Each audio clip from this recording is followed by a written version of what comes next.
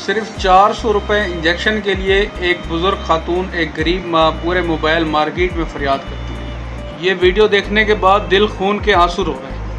एक बुज़ुर्ग खातून जिसके 3 महीने के बच्चे को नमूनिया हुआ हुआ है और उसने 400 रुपये का इंजेक्शन लगवाना है, लेकिन उसके पास पैसे नहीं है, सिर्फ एक पुराना मोबाइल है और वो उस मोबाइल को बेचने के लिए पूरे मोबाइल बाज़ार में, पूरे मार्केट में घूमती रही, फिरती रही, लेकिन किसी ने मोबाइल नहीं ख़रीदा क्योंकि उसका पुराना मोबाइल था और उसकी बैटरी भी ख़राब थी।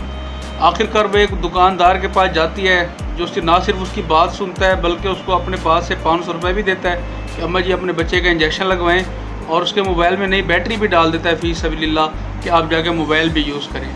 इस अफरा तफरी के आलम में ऐसे ही लोगों ने इंसानियत को ज़िंदा रखा हुआ है। बेचना माँ जी,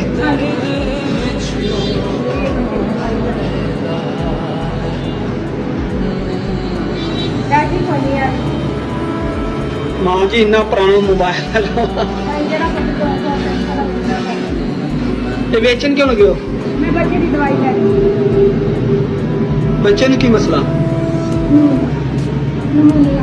नमूनिया आया तो अगे दवाई लेनी हो तो फिर टीके लेके दिते नहीं, 2 लाख का। टीके लेके दिते? रोंदे क्यों पे हो? माँ जी रो क्यों रहे हो? दूध देख रहा है, क्या पता दवाई करानी।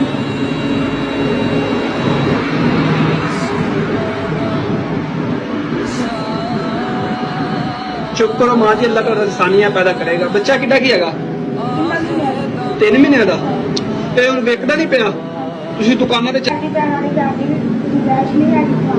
ਬੈਟਰੀ ਦੀ ਗੁੰਜਾਇਸ਼ ਨਹੀਂ ਹੈਗੀ ਪਵਾਉਣ ਦੀ, ਉਹ ਤਾਂ ਹੀ ਨਹੀਂ ਕੋਈ ਲੈਂਦਾ ਨਹੀਂ ਹੋਣਾ। ਟੀਕੇ ਲਵਾ ਦੇ, ਉਹ ਕਿੰਨੇ ਦਾ ਲੱਗਣਾ ਟੀਕਾ? 400 ਦਾ। 400 ਦਾ ਇੱਕ? ਚਲੋ ਰੋ ਨਾ ਮਾਂ ਜੀ,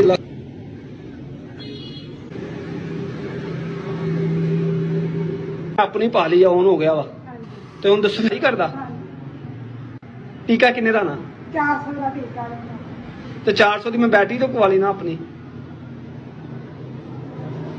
ਅੱਛਾ ਐ ਲੋ, ਰੋਣਾ ਨਹੀਂ, ਚੁੱਪ ਮਾਂ ਜੀ ਰੋਣਾ ਨਹੀਂ। ਫਿਰ ਰੋ ਰਹੇ ਹੋ, ਮੈਂ ਤੁਹਾਨੂੰ ਮਾਂ ਸਾਧ ਰਿਹਾ ਵਾਂ। ਐ ਲੋ ਰੱਖੋ ਤੇ ਉਹਦੇ ਵਾਸਤੇ ਟੀਕਾ ਲਓ। ਮੋਬਾਈਲ ਨਹੀਂ ਵੇਚਣਾ, ਮੈਂ ਬੈਟਰੀ ਵੀ ਪਾਈ ਤੀ, ਬੈਟਰੀ ਦੇ ਪੈਸੇ ਨਹੀਂ ਮੈਂ ਨਹੀਂ ਲੈਣੇ। ਮੋਬਾਈਲ ਤੁਸੀਂ ਜਾ ਕੇ ਚਲਾਓ ਘਰ ਸੇ ਪਾ ਕੇ। इंशाल्लाह अल्लाह